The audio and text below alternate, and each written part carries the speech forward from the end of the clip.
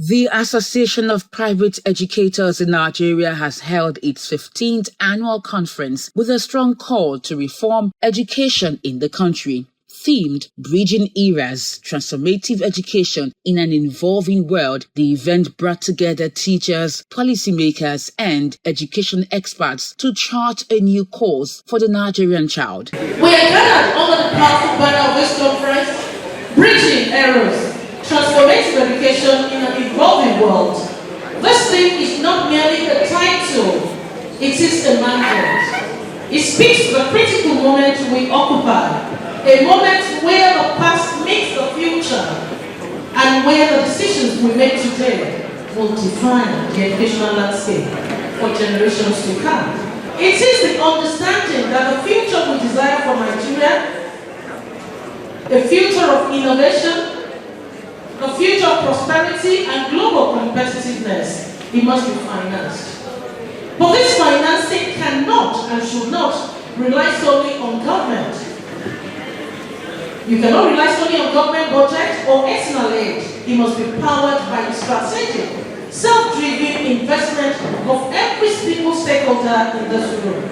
We are the architects of this future, and the time for proactive investment is now. In an era where technology, innovation, and global shifts are reshaping how knowledge is shared and applied, educators say Nigeria must keep pace.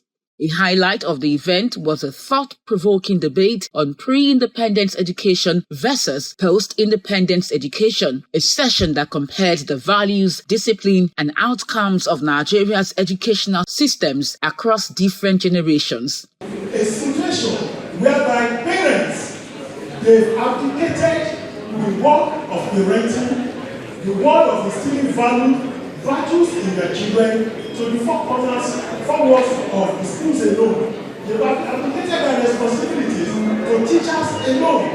That was not the case during the era of pre-independence generation. This was the era when that proverb was coined, it takes a village to raise a child.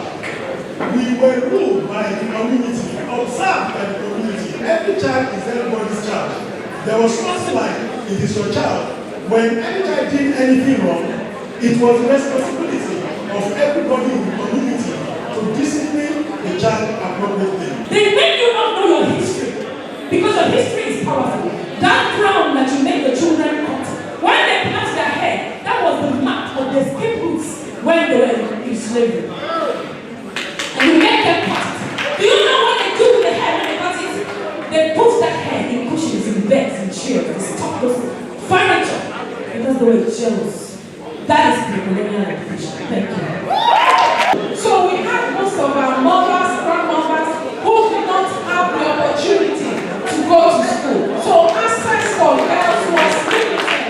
But now we have an almost equal percentage parity of boys and girls going to school. How can you say a system that excludes people is better? No, not at all. Definitely now we are in a better shape.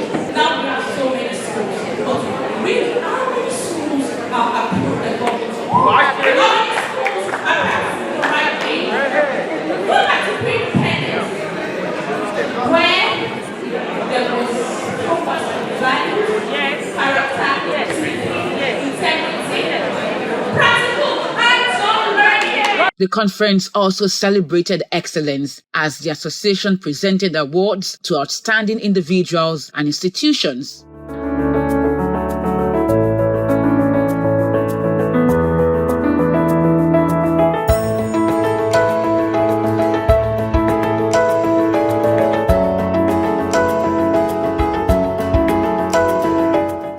We're here to actually support APEN, particularly talking about transformative learning, because it is high time that we actually change the mindset of every child in Nigeria, that every child should not just be taught on how to do the 9 to 5, but we want them to be leaders that are actually developed for tomorrow's learning, because there's a lot changing across the world and the Nigerian child must be prepared for the journey that is ahead of them. So we want to make them to become lifelong learners. I want us to take a cue from what the pre-independence education handed over to us, then use it to bring out the best in the present education, which is driven by technology. I don't have anything against post-independence education, but it's going to be a grave danger for us to discard the beauty, the value, the virtues, the ethics of pre-independence education.